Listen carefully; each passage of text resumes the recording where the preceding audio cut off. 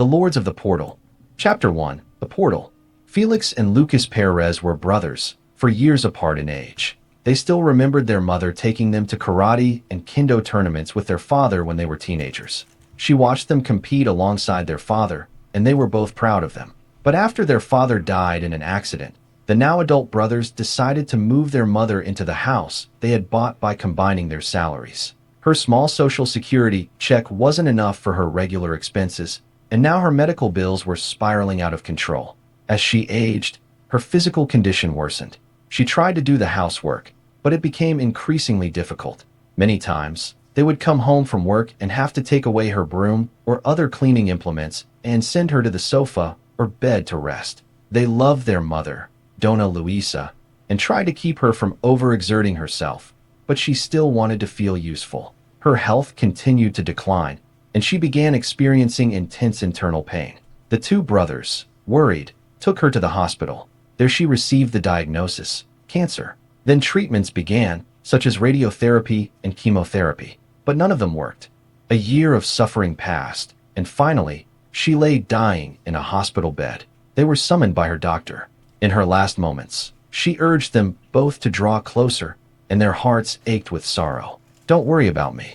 My time has come, and I accept it," said Dona Luisa. "I am proud of you both.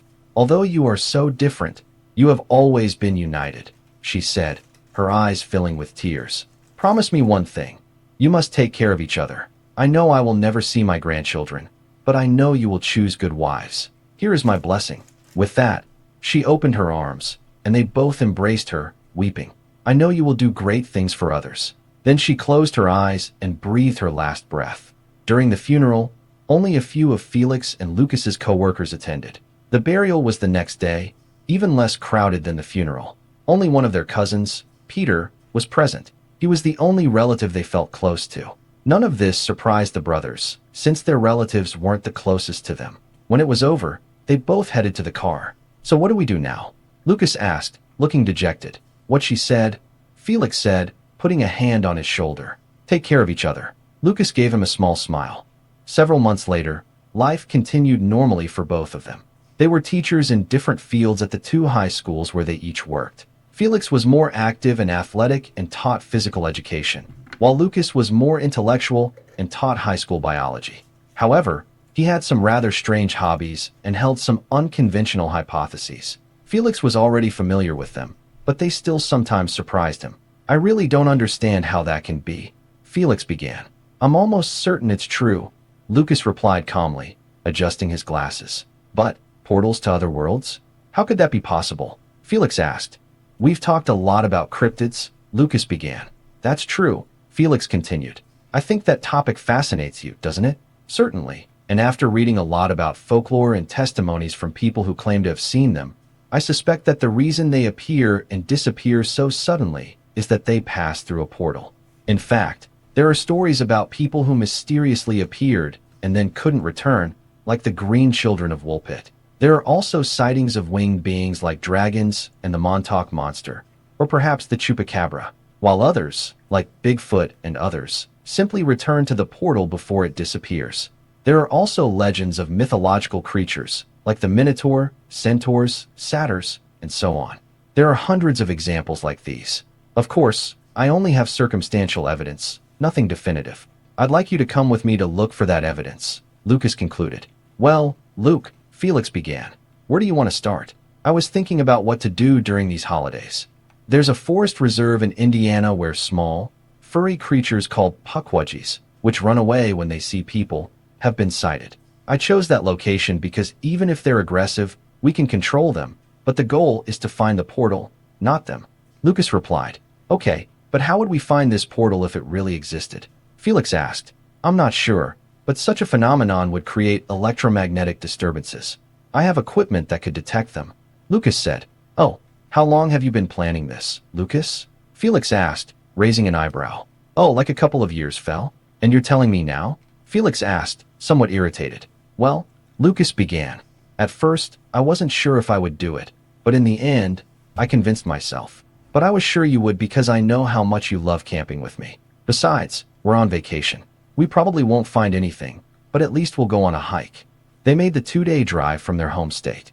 After recovering from the journey at a small motel, they set off into the woods the next morning. After consulting their tablet, they ventured into the area where the most sightings had been reported. The brothers had brought their Tikka hunting rifles for deer because they rarely had the opportunity to use them. They were a gift from their late father. They were prepared for any eventuality. Or at least, that's what they thought. "Let's go deeper, please," Lucas said, pulling a short machete from his backpack. Felix took his out as well, and they made their way through the thicket. Several hours later, they were both a little irritated and tired. Lucas pulled out his magnetic field detection equipment. "Hey," Felix asked, "isn't that what so-called ghost hunters use?" "Paranormal investigators, please," Lucas corrected, slightly irritated. "But in this case, I'm not using it to find ghosts, but rather portals that I suspect are small wormholes, stable enough for someone or something to pass through. I also have a Geiger counter just in case, and a hand crank charger for all the rechargeable batteries I have." "But," Felix began, "aren't those anomalies phenomena in outer space?" "Normally, yes," Lucas retorted. "I think these are smaller and less powerful versions, but I believe they can still be measured by instruments." "You and your theories," Felix sighed, giving up. Then the detector started making a noise similar to a Geiger counter. Lucas smiled as he pointed the detector to see which direction the signal was coming from. They followed it to a small ravine, but Lucas was so engrossed that he didn't notice Felix grab his arm like a little kid. "Hey," he exclaimed, "you're going to fall." Lucas jumped in surprise, but still said, "That's not true." Lucas shook his head, becoming defensive. "Oh, please," Lucas replied. "You're talking to me. I know you better than if I gave birth to you. I know how obsessive you can be," his older brother responded. Lucas smiled again. "Okay, let's go down because the signal seems to be coming from down there," he said, pointing his finger toward the bottom of the ravine. They took a detour instead of going straight down, afraid of falling. And when they got close to the bottom, they saw it, the portal. It didn't look like a door. Instead, the area appeared blurry, like a large magnifying glass. It revealed a landscape on the other side. "The Pukwudgies," Lucas said, pointing at them. The creatures saw the brothers and fled, entering through the portal. Without thinking, Lucas ran after them. Felix thought, "There he goes again, acting without considering the consequences, but he's my little brother, so I have to protect him even if it gets me into trouble." So he ran after him too. The beings disappeared through the distortion, and seeing this, Lucas tripped. Felix grabbed him, but because of the steepness of the terrain, he lost his balance, and they both tumbled downhill, falling into the anomaly. On the other side, the Pukwudgies, seeing them, hurried to disappear into the thicket. Meanwhile, Aelios, the apprentice mage, was summoned by his master. "Yes, my lord Talos, here I am." He looked at an elderly man seated in a chair surrounded by scrolls, from which he took one. "Last night I had a vision. In it, I saw 2 young men pass through a portal, coming from another world. They wore strange clothes and carried artifacts that appeared to be made of wood and metal. A voice told me, 'These men are the hope of this world,'" Talos finished. "Therefore, I will train you in this technique," he said, holding the animal skin scroll they used for writing.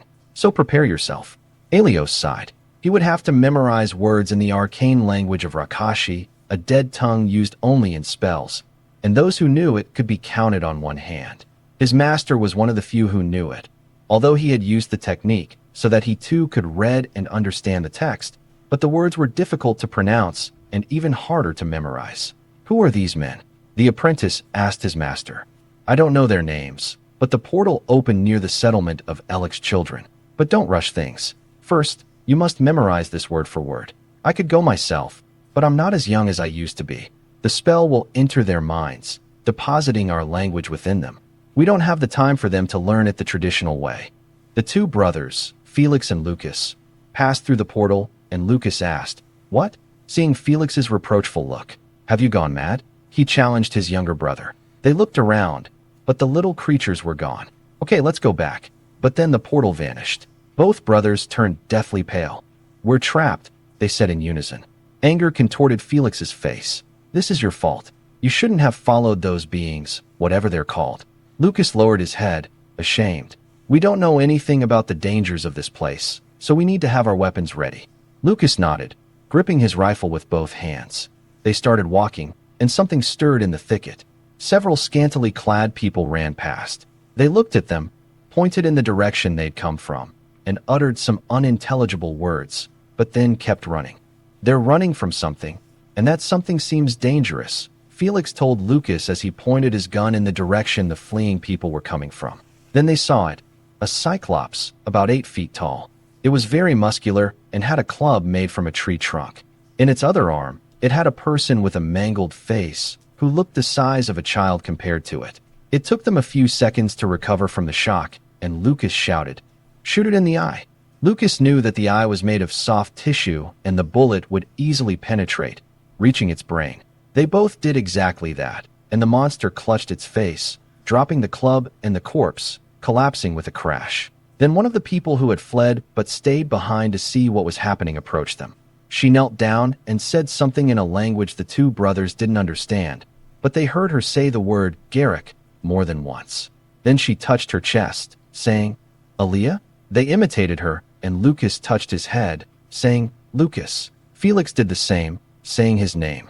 She repeated each of their names and smiled. Then she gestured for them to follow her. "It seems she wants us to follow her," Lucas remarked. "Okay, we have to start somewhere," Felix muttered. "If this is a trap, we still have bullets." But it wasn't a trap. She only wanted to lead them to her village, if you could call it that. About 20 mud and straw huts with a fire in the middle surrounded by stones. Several people were there, somewhat wary, but she spoke a few words to them, and again they heard the word, Garrick. She beckoned them to come, and a man who looked about 70 or 80 years old came out of the hut.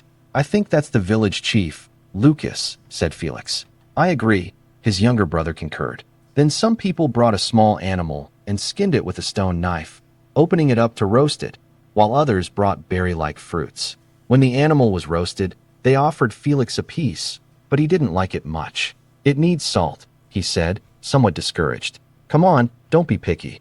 They're sharing what they have with us. Besides, I highly doubt these people even know what salt is," Lucas remarked. "They look like hunter-gatherers from the Neolithic period of Earth. Their tools are made of stone, although some appear to be copper." Lucas finished. The Elakites, even though they looked at the brothers' equipment with curiosity, didn't dare to touch it. The chief, named Alter, had told them not to touch those weapons because those men had used them to kill Garrick, who had hunted and eaten them for years. After eating, some of the inhabitants began to play drums, and others, like Aaliyah, began to dance. Lucas then saw a beautiful young woman dressed like Aaliyah. She touched her chest, saying, "Neras." Lucas smiled and imitated her, saying his name.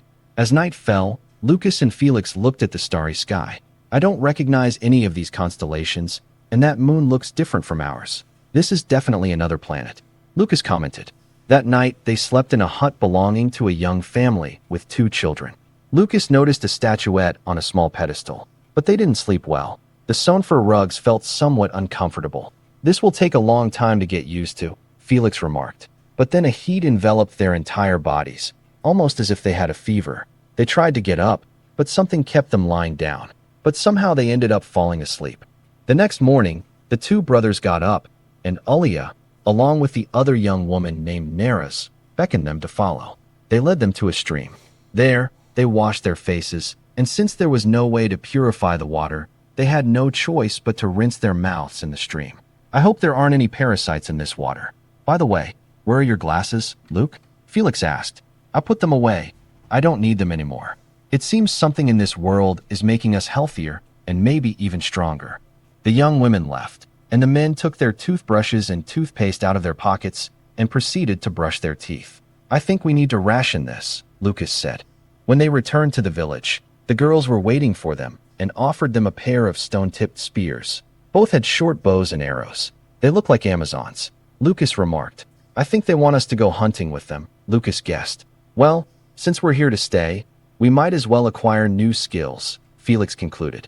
They had already agreed to only use their rifles if something as dangerous as another Cyclops would attack them. They had buried their backpacks with their equipment in the floor of the hut. When they arrived at the hunting area, they found an animal that reminded them of a boar, but much larger, and it charged at them. The girls normally hunted small animals, but this beast surprised them. The girls shot their arrows at it. Even though they knew they wouldn't hurt it, it was just to distract it. They signaled to the brothers to flank it. While the girls kept shooting their arrows to distract it, the two brothers prepared their spears to kill the animal. I think what they want is to attract the beast's attention so we can stab it with our spears, Lucas said. That sounds dangerous. If we corner it, it'll attack whoever's closest, Felix said. As he said this, the beast turned and bit him on the forearm, as if it had understood what he said. Even so, they flanked the beast and plunged their spears deep into its body. It let out a shriek and, after struggling with the two brothers, collapsed lifeless. At that moment, Lucas pulled out his spear and plunged it in several more times. Calm down, Luke, it's dead now. You can stop, Felix said, covering his bite with his hand. Then Felix grabbed the animal's front legs and Lucas grabbed its hind legs, and they lifted it up, surprised at how easily it had been, leaving the girls astonished. When they arrived back at the village, they were greeted with shouts of joy. Now they could all eat well. They had never hunted anything so big. Everyone smiled at them and made complimentary comments, although the brothers had no idea what they were saying. It's going to be very difficult to learn their language. It doesn't even resemble ours, Lucas said to Felix, who nodded. Although, there are things that can be understood even without words. I think that Nara's girl likes you, Felix stated. Well, I hadn't noticed.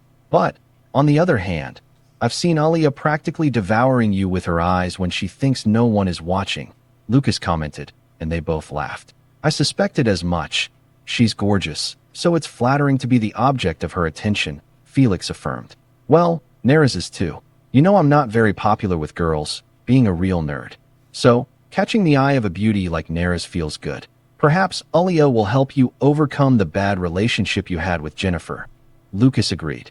The next morning, after washing in the stream, the brothers saw Alia beckoning them to follow her again.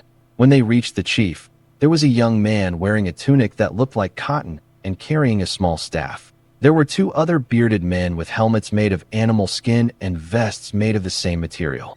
They carried swords and wore tunics similar to the young man's, though shorter. They looked like soldiers, though they didn't seem hostile. The young man beckoned them closer. Everyone in the village gathered around them expectantly. The young man held his staff up to them. Both Lucas and Felix were intrigued. Who does this guy think he is? Merlin the sorcerer? They wondered to themselves. Then the young man began to recite words in a language that seemed even stranger to them than that of the villagers. At that moment the sphere of his staff shone and two small white orbs came out of it, then entered the foreheads of the two brothers, and both lost consciousness while the villagers held them and took them towards one of the huts.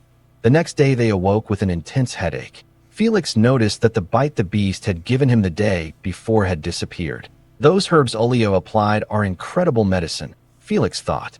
The young man in the robe they had seen the day before was standing before them, and the chief was there as well. Good morning. Can you understand me? My name is Alios. Lucas and Felix were surprised to find they could understand what he was saying. It was definitely the language they had heard since arriving, but now they could understand it. How is this possible? Lucas asked. Alios smiled. I used a spell of comprehension. It took me 5 full days of training to learn it by heart at my master's insistence. So you were the ones who killed the fearsome Garrick. Or am I mistaken? Who is Garrick? Felix asked. Don't you remember a one-eyed monster? Well, since you're not from around here, perhaps you didn't know about him, Alios remarked. Oh, I see. Ah, the Cyclops, Lucas confirmed, still feeling his head throb. Is that what you call them in your world? The apprentice mage asked. Here we call them talents. Do you have them there too? Not really. They were only mentioned in myths and legends. But we now know they're real here. Oh, wait a minute. How do you know we come from another world? Felix asked. It was my master. He had a vision of you coming through the portal, and after teaching me the spell I used on you, he sent me here, where Lord Alter told me what you did, though he doesn't know how. Garrick had an insatiable appetite, so he exterminated the largest animals and ended up hunting and eating humans. He was so strong that even 10 soldiers couldn't defeat him, but you killed him in an instant. How? The apprentice mage finished. Lucas and Felix looked at each other and asked, why was there only one? That's because the Talids don't tolerate competition from their own kind. Each one designates a particular area as their territory and doesn't allow any of their kind there. If any approach, they engage in combat to the death, and the winner takes possession of the territory. They only leave their territory during their mating season and go to a secret place for that purpose. So, There aren't just mythological monsters here, but magic too, Lucas remarked. We can use some magic, but it's weak. We can only use it on the human body and mind, Elios indicated. And what's with this interest in us? Felix finally asked. We believe you are destined to save humanity in this world. Felix raised an eyebrow and asked. And exactly how are we supposed to do that, Elios? The young mage hadn't expected that question, but recovered enough to say, we don't know. So, according to you, we're messiahs, right? Felix asked, somewhat irritated. Something like that, Elios added. The elder altar, who had been silent, spoke. Our neighbors, the children of Nail, wish to speak with you. We trade with them from time to time, exchanging furs for tools and weapons. Talos, the master of Elios, and Aronais, the leader of the Nailites, are also among trusted by me, the aged leader mentioned. So you have no problem if we visit them, do you, Mr. Alter? Lucas asked. Well, in the few days you've been here, you've earned the trust and affection of us all, but I know your destiny lies not in this village, Chief Alter declared. The two brothers dug out their backpacks, retrieved the rifles from their hiding place, and slung them over their shoulders. I suspect that's what they used to kill Garrick, right? Elios remarked. Yes, they're called rifles, but you can only use them a few times because we only have about 20 bullets, Felix replied. Bullets? What are those? Lucas took the small box and removed one. Amazing, Elios exclaimed, holding the bullet between his index finger and thumb. And this tiny thing has the power to kill someone as powerful as Garrick? He asked, ecstatic. Only if it's used with this weapon. The bullet is propelled at a great speed, much faster than an arrow, Felix explained, by loading the bullet into the rifle. It depends on whether you shoot him in a weak point. In Garrick's case, we shot him in the eye. But once we use up all the bullets we brought, we won't be able to use the rifles anymore, Felix replied. Oh, I see. Will you accompany me to my village to meet my master and our leader? The two brothers looked at each other and nodded. Well, we won't be here forever. I suspect this world is as big as ours, Felix replied. Mr. Alter left the hut and walked to the center of the settlement where Alia and Neras were. Father, we know they're going to the Nailite village, and we want to go with them. They're our friends, after all, Alia said, looking at her father. The old man smiled mischievously. Oh, I think they're more than friends to you. The two young women blushed deeply. That's not true, Neras retorted. Alter, amused by their reaction, said, Don't worry, those men have my approval. You chose wisely. So, yes, you can go with them. They both hugged their father warmly. Thank you, Father, they said in unison. Seeing the two siblings, Alter said, My daughters will accompany you. Both Lucas and Felix loved the idea, not only because of their existing interest in them, but also because they were going to a new place, and it was better to go with someone who had been there before. So the group set off. Upon arriving, they saw that the houses in this village were log cabins. Further on, they saw fields of fruit that looked like strawberries. They also saw plants similar to wheat. So they're more advanced here than the Electites. They know agriculture and how to use metals, Lucas remarked, fascinated. But everything they have is made of copper, Felix observed. True, I don't think they know about iron, Lucas said. Come this way, Elios said, gesturing for them to follow him. They entered the cabin in the exact center of the village. Elios knocked on the door, and there stood an elderly man with a disheveled beard and another, somewhat younger man with a more groomed beard and a tunic like those worn by the soldiers they had seen earlier, though more ornate. So these are the men who came through the portal. They don't seem like much, Aronais began. Ah, but they are. I sense a great power emanating from them, the old mage affirmed. Both Felix and Lucas were irritated by the chief's comment, but they were surprised to hear old Talos speak. Power? What kind of power? Lucas asked. I don't know, so we'll have to test your abilities, the sage replied. Wait a minute, Felix interrupted. What's this all about?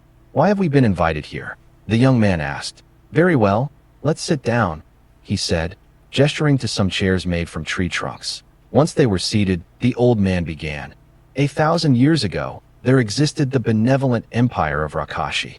It protected the prosperity and safety of humans against monsters, but it fell, and we don't know why. Many humans died at the hands of monsters, and those who remained fled, and now their descendants are scattered throughout the world. That's who we are, the wizard explained. I don't understand.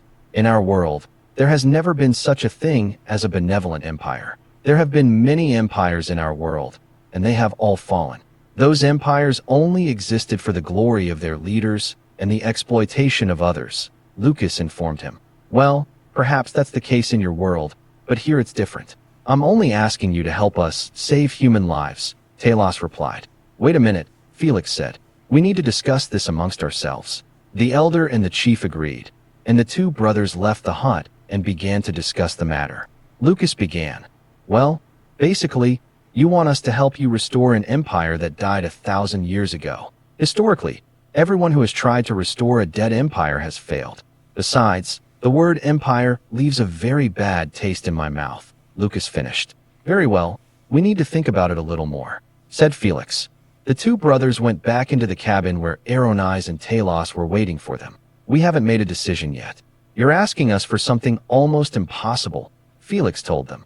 Both the old man and the chief looked somewhat disappointed. Very well, we'll give you more time, but in the meantime, you can examine our army. They all went out to a field where several soldiers were training with wooden swords, and others were practicing with slingshots, using small trees as targets. This doesn't even qualify as a militia, Felix said to Lucas in English so no one else could understand. First, we'll see your sword skills. Lucas went first, and he entrusted Felix with his backpack and rifle. Aronais signaled to one of the men who were training, and both he and Lucas took their positions. The soldier assumed a fencing stance while Lucas held the sword with both hands, just as he had learned in his kendo classes as a teenager. Oh, I've never seen that fighting style before. Are you sure your brother knows what he's doing? Aronais asked Felix. That style is called kendo. We both learned it when we were younger, although Luke was never able to beat me. The soldier attacked with his sword, but Lucas, with lightning speed, broke his opponent's blade and spun around, delivering a blow to his side that made him drop his broken sword, his roar of pain startling everyone. Lucas was stunned by what he had just done, but not as much as Felix. When did you become so good, Luke? He asked his equally surprised younger brother. I told you something in this world has made us stronger, though I had no idea how much, Felix replied. Talos the magician examined the soldier. I think you broke one of his ribs, he finally said to Lucas, whose face registered dismay. Please forgive me, Lucas begged. The soldier, whose name was Lazar, smiled through his pain. You should never apologize to your opponent for defeating them.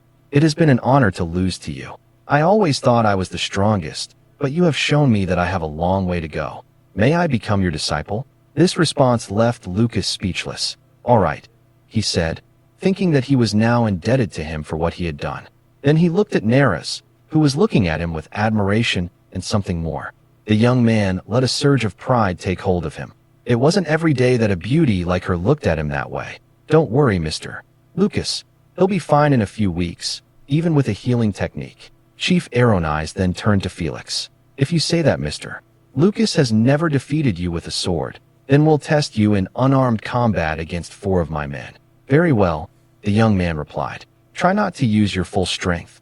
Remember what happened to me. Felix assumed the Sanshin stance, and Aronais asked Lucas, what stance is that? It comes from an art called karate. We also practiced that when we were younger, although Fel was always better than me, Lucas stated, still stealing glances at Neris. Felix, having been warned by his brother, decided not to use his fists. The 4 opponents decided to attack at once, but the young man moved with prodigious speed, striking 2 of them in the chest with the palms of his hands. They were sent flying several meters backward, landing on their backs. Felix then delivered a roundhouse kick, trying to be careful not to hurt him, but he still went flying backward, landing heavily, clutching the area where he had been kicked. All of this happened in fractions of a second, leaving Aronais and Talos astonished. It was then that they decided to redouble their efforts to convince the brothers to join their cause. The soldiers, still in pain, knelt before Felix. My lord Felix, please, we wish to be your disciples. Teach us, pleaded the man named Barracks, speaking on behalf of them all. Then Ayla and Neris approached. We wish to learn as well, said Ayla. We fought to defend our village against beasts and bandits, and seeing you all has made us realize we're not as strong as we thought. Then old Talos raised his voice. Women fighting as soldiers? Unthinkable. Lucas chimed in. Why not? The old man glared at him. Women don't belong on the battlefield, the old man replied. Oh, so you're one of those. For your information, in our world, women are part of the armies. If they can handle the training, I don't think there'll be a problem. Hey, Fel, how about we spar with each other just to see how strong we are? Lucas suggested. That's an excellent idea, Aronix said, intrigued. Very well, it's been years since we practiced together, Felix added. Once they were in position, they began throwing punches and kicks with dizzying speed. So much so that the spectators could barely see the movement of their hands and feet. Engrossed in the fight, they didn't notice they were near a tree. Then Felix threw a kick that Lucas dodged, and it struck the tree, knocking it down and leaving everyone stunned, especially Felix. Just then, an older woman named Sylph arrived and said, "Lunch is served." Very well, let's pause here, Aronai said authoritatively. Everyone was hungry, so they followed Mrs. Sylph to a cabin that was somewhat larger than the others. There were several tables made from tree trunks, and they all sat down, looking at the plates, jugs, and bowls made of baked clay. This is bread, Lucas said, surprised. Yes, what's so special about it? Aronai asked. Oh, nothing, Lucas replied, somewhat embarrassed. Oh, it's just been a while since I've had any, Lucas lied. He was actually surprised that they did know it. The brothers, still undecided about joining their host's cause, decided to train the soldiers. Both Alia and Neres were with them. Before combat training, you need to strengthen your body sufficiently. First, I want you to stretch your arms until you can touch your neighbor. I also want you to stand close, but not so close that you can touch your comrade. Everyone did. Now I want you to do what I do, said Felix, and he got down on his stomach and did 20 push-ups. Everyone did 10, some did 7, 8, and even 10 before giving up, while Alia and Neres completed all 20. Oh, it seems these women are stronger than you, Felix said mockingly. Both Barracks and the others felt embarrassed. Don't worry, this is only the beginning of your training. Besides, they've spent their lives in the forest since they were children, running to hunt animals faster than themselves and climbing trees to reach their fruit, and as Alia said, also fighting bandits. Both Alia and Neres could barely contain their pride. Talos' comment had offended them, but they remained silent. They felt better, however, when Lucas responded to the old man. Now we'll do something different. Then he began doing jumping jacks, completing 30. Now it's your turn. They all looked at each other, but they did it, and 30 jumps later they were breathless, but the girls seemed unfazed after they finished. Meanwhile, Lucas decided to take a tour of the village. Lazar approached him. Shouldn't you be lying down? Lucas asked, concerned for him. No, I want to learn everything I can from you, Lazar replied, trying to hide his pain. This guy is so stubborn, Lucas thought. Very well, I want to see your village. First, they visited the armorer's workshop, a man with hair and beard in shades of gray interspersed with black. Hello, Lazar, how's your rib? The craftsman asked, smiling. Mister, Lucas here has taught you a lesson, hasn't he, Lazar? Lazar seemed somewhat irritated, so Lucas decided to intervene before things got heated. It's not that bad, he's a skilled warrior, Lucas assured him, trying to be conciliatory. Welcome, Mr. Lucas. Mr. Aronai told me you might come. My name is Shinri. I just wanted to see the copper working process, Mr. Shinri. Lucas replied, looking at several swords and other accessories made of copper. You're using coal stones to melt and separate the copper from the ore, right? The man then said, That's right. Have you worked with metal before, Mr. Lucas? The craftsman asked. No, but I've seen experts working with it, the young man replied, recalling videos he'd found online. I see that everything here is made of copper, including the swords. Copper isn't a strong material for that. Why don't you use iron? Lucas asked. Iron? What's that? The armorer asked. The question surprised Lucas a little, but he realized that the craftsman didn't actually know the material.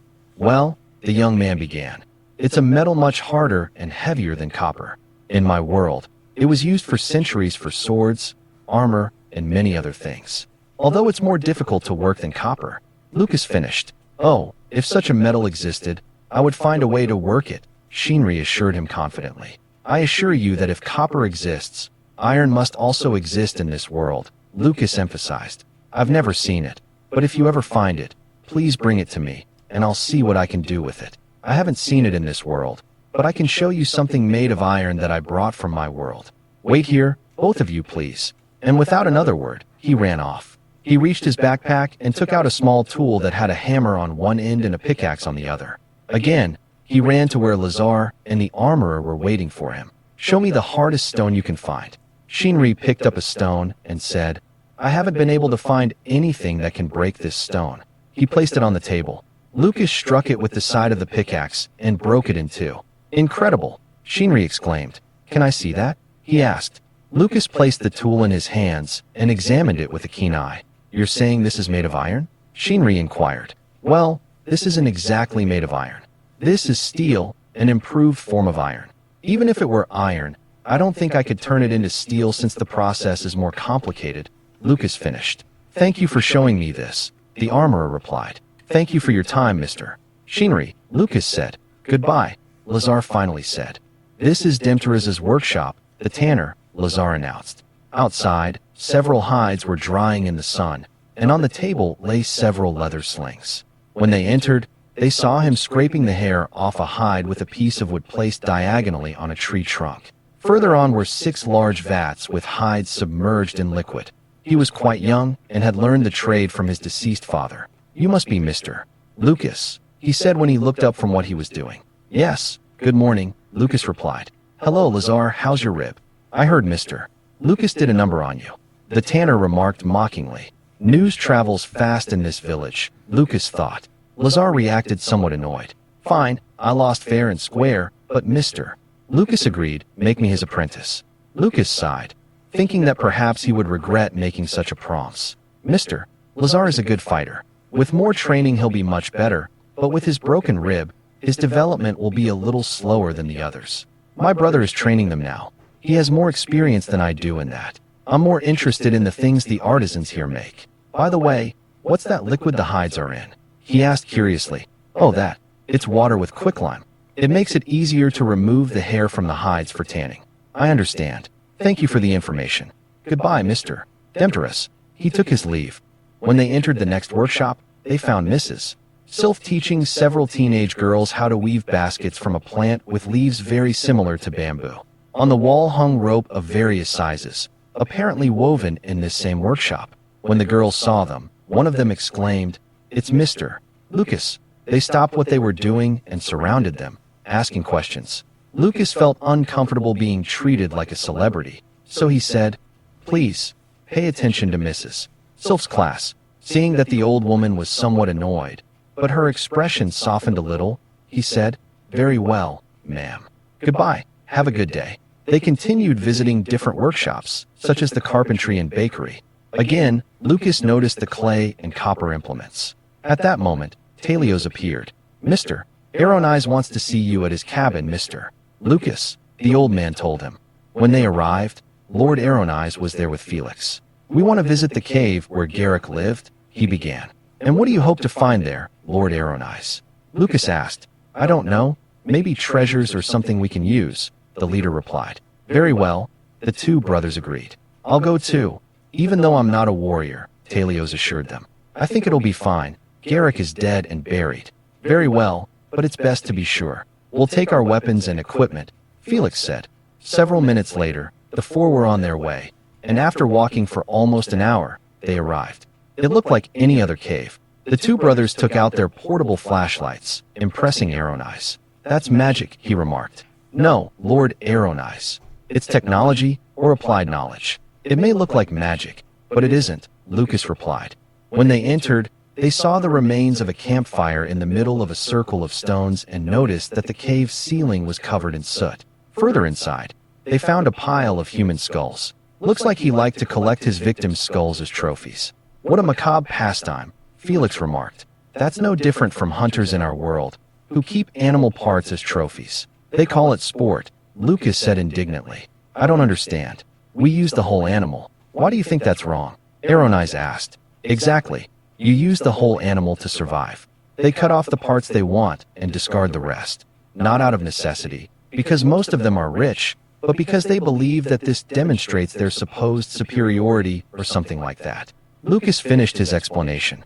They continued deeper inside, and Lucas stopped, shining his light on the cave wall. "Look at this, Fel," he said to his brother. "What is it?" Felix asked, intrigued. "I think it's iron ore. I think Mr. Shinri will be interested in this," Lucas explained, using the tool he still had to break off a piece of rock containing the ore.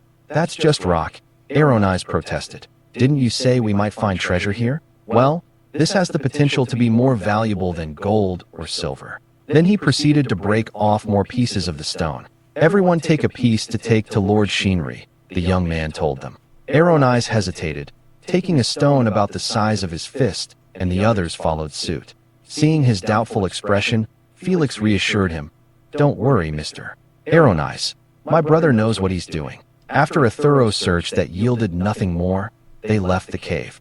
Several days later, while Felix continued training the soldiers, trying to ensure they no longer felt humiliated by Olia and Neraz's physical prowess, Lucas, Shinri, and Demteras were working to develop a system for smelting iron.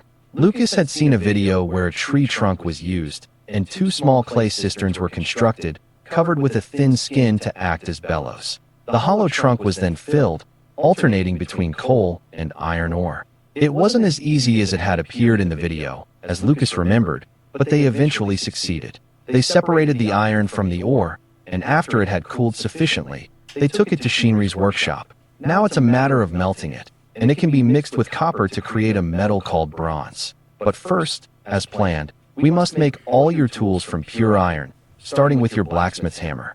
While we waited for the iron to be melted, it was a good idea to make the clay molds for all of them, as well as the clay forge. And thanks to Mr.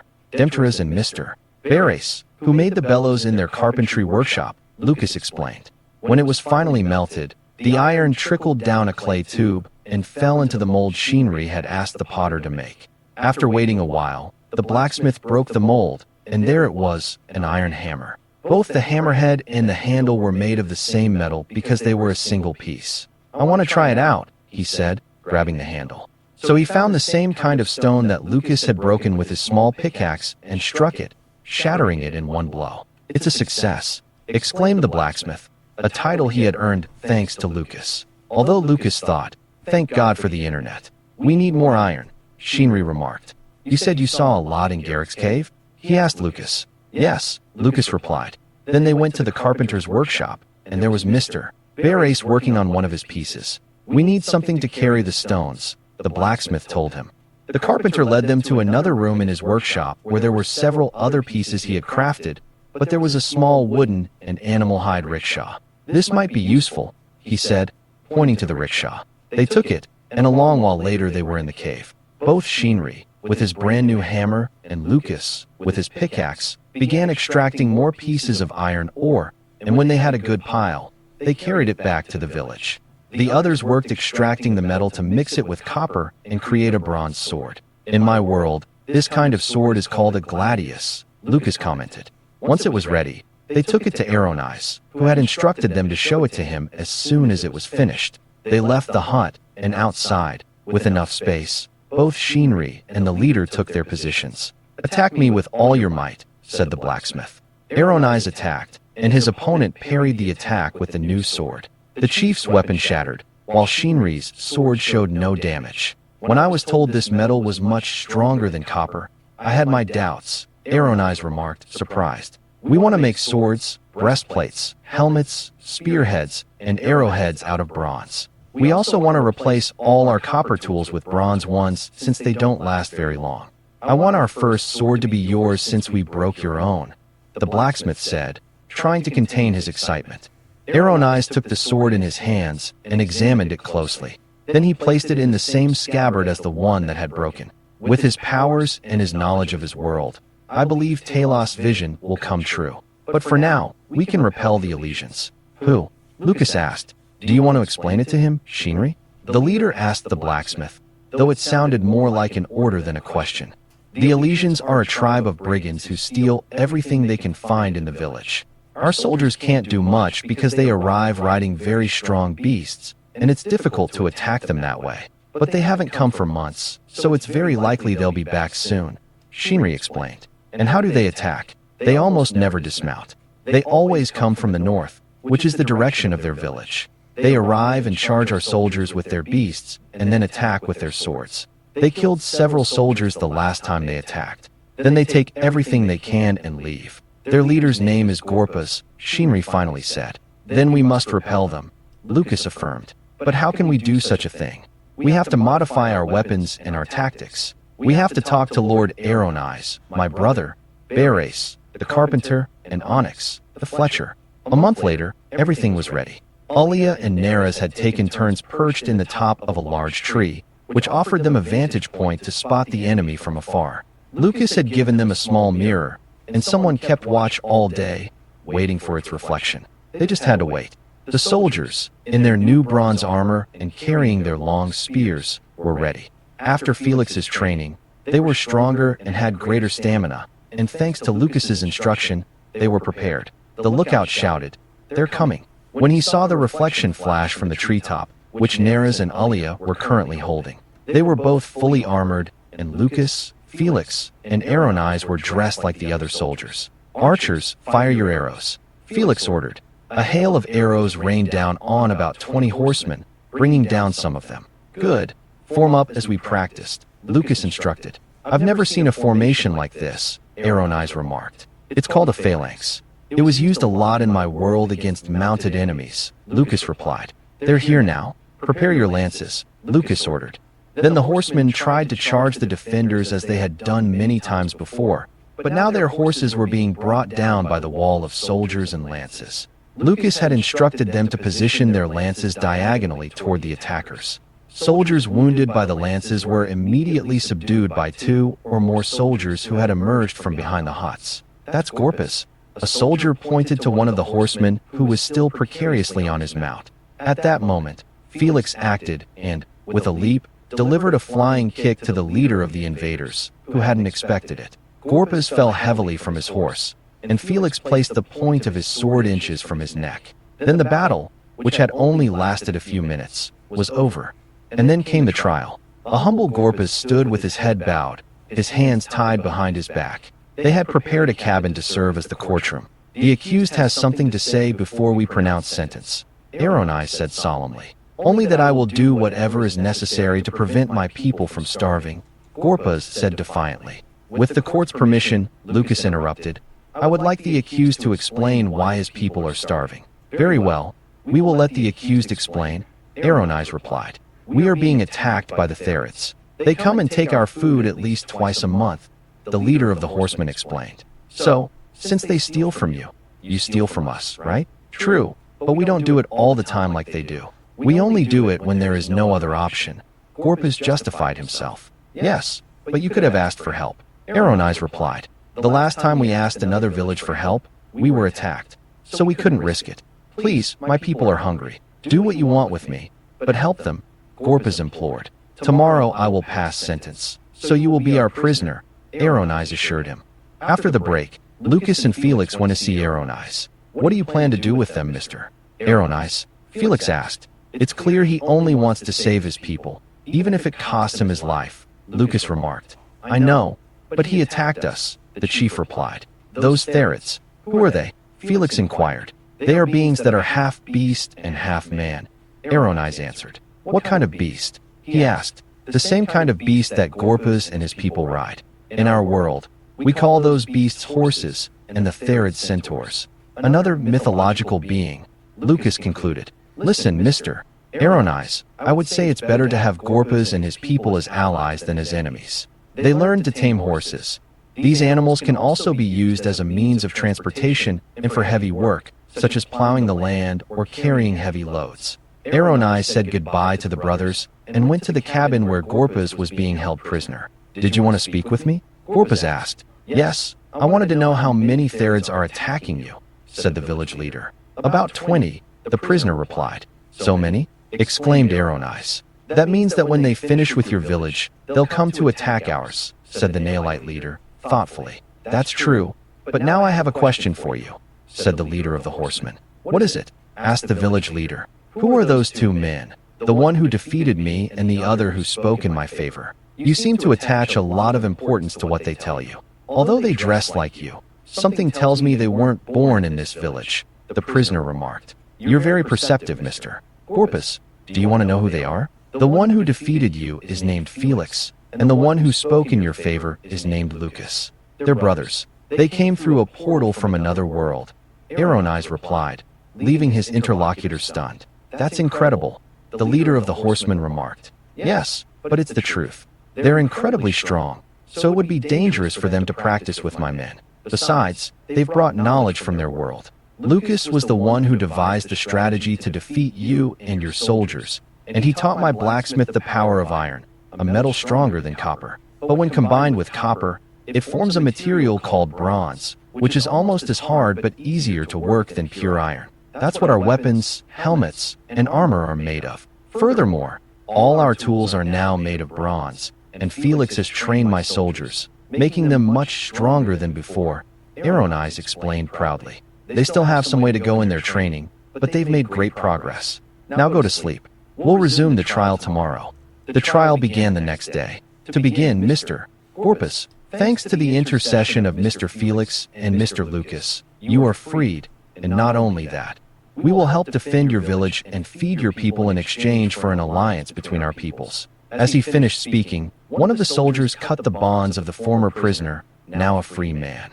Then the leader of the horsemen walked over to where the brothers Felix and Lucas stood and knelt. I am indebted to you. You will not regret what you have done. Then Eyes walked toward him, extending his hand, which the former prisoner shook firmly. Good, now we are allies. Then the preparations began. A large quantity of grain was ground into flour, and a large amount of dough was prepared and left to ferment. An hour later, the dough was ready, and a large quantity of bread was baked, and they used the meat of the horses killed in battle, as well as fruit gathered the day before to have a large amount of food to help the Alessian village. Several pack animals were loaded, and Felix, Lucas, Alios, and several soldiers from Eyes, along with Olia and Neris, as well as the horsemen, led by a very grateful Gorpus, set off. An hour later they arrived, but the village seemed deserted. Then Gorpus shouted, "There is no danger. Come out." At that, about 20 emaciated women, children, and elderly people timidly emerged. "All right, don't be afraid," they said. "They have given us food." At that, they all rushed toward the pack animals carrying the precious food. Lucas, Felix, Alios, and the young women were deeply moved. After the Elysians had satisfied their hunger, Gorpus gathered them in the middle of the village. "These are our neighbors, the Naelites. We attacked them as we have before, but this time they defeated us. They could have executed us all, but they didn't. They only took us prisoner for one night. And the next day, they not only released us, but offered us their help in exchange for an alliance." At that moment, everyone erupted in cheers and shouts of joy. When the commotion subsided, Gorpus began to speak again. "From now on, they will not only be our allies, but also our friends." When the leader of the horsemen finished speaking, Luke asked him, "Could you show us the surrounding area?" To which his interlocutor replied, "That's the least I could do for you." The Alessians were not as technologically advanced as the Naelites, but they had pastures with some horses and also some sheep-like animals whose color was the same as the Alessians' clothing. "You use the wool of these animals to make clothes," Lucas remarked. "Yes, but we don't have many left because we've used them for food," replied the Alessian leader. "What's going on in this world that everyone wants to take what others have?" asked Felix. "Come on, Fel. Our history hasn't been a bed of roses either. Maybe it's improved somewhat, but in our world, wars are also fought over things like land, oil, and other resources. Or have you already forgotten?" Lucas retorted. "Okay, I'll shut up," Felix replied, somewhat annoyed. "What's that area without vegetation?" Lucas asked, pointing to his left. "Oh, that's useless, it's just rock," Gorpus answered. "We'll see about that. Let's go there," Lucas said. When they arrived, the young man bent down and ran his hand over the rocky surface, saying, "This is sandstone." Then Gorpus asked, "What can this be used for?" The leader of the horsemen replied, "This can be cut into blocks, and these can be used to build walls, houses, and various other things." Lucas answered, now standing up, "It's true what they say, he who does not know is like he who does not see." Gorpus remarked, understanding the admiration Eyes felt for the two brothers. "We'll leave this for the future, since we need to create specialized tools to cut the blocks and find a way to make them stay together when forming buildings, and also find a more efficient way to transport them where we want them. Our plans rarely extend beyond a few weeks, and you're planning something that could take years?" Gorpus asked, astonished. "You'll get used to my little brother and his ideas, Mr. Gorpus. These ideas aren't mine," Felix remarked, laughing. They've been implemented in our world for thousands of years. We just have to rediscover them, and that will take time. I was also thinking of building houses using baked clay bricks, but I don't know where I could get so much material. Lucas said hesitantly. That's not a problem. There's plenty of clay on the riverbank. Gorpas said. I have another question. Do you capture horses and break them in, or do you raise them from foals? Lucas inquired. We do both. We also found a flock of flightless birds, so we thought about capturing them and having their meat and eggs for food, but we couldn't because of the constant attacks by the Therids. Then we must prepare to receive them, Felix commented. The Therids attack you to steal your supplies. Wouldn't that mean they're in a similar situation to the one you were in? Lucas asked. I hadn't thought of that. I thought they were just doing it because they hated us, Gorpas muttered. We've tried to fight them, but they're much faster, even when we ride after them. The leader of the riders replied. So whoever is attacking them is much stronger than you, Felix commented. What's the name of your leader? Lucas inquired. I don't know, but when they come, they seem to obey one who wears a copper helmet. When they attack us, they use copper swords like ours, and only on horseback did we have any chance of fighting them, Gorpas explained. We didn't suffer many casualties, so I think they were holding back, Lucas said. Now that I think about it, when they knocked us off our horses, they could easily have killed us with their hooves, but they didn't. They just took what they wanted and left. Gorpas finished. Preparations began and continued frenetically for the next few days. They fortified the village with spears driven diagonally around its perimeter, roughly at the height of the Therids' bodies. This was done so that the Therids could only enter from one side. What Lady Sylph and her girls are weaving for us will be very useful in capturing the Therids' leader, Lucas declared. Why do you want to capture their leader alive? For the same reason we captured Mr.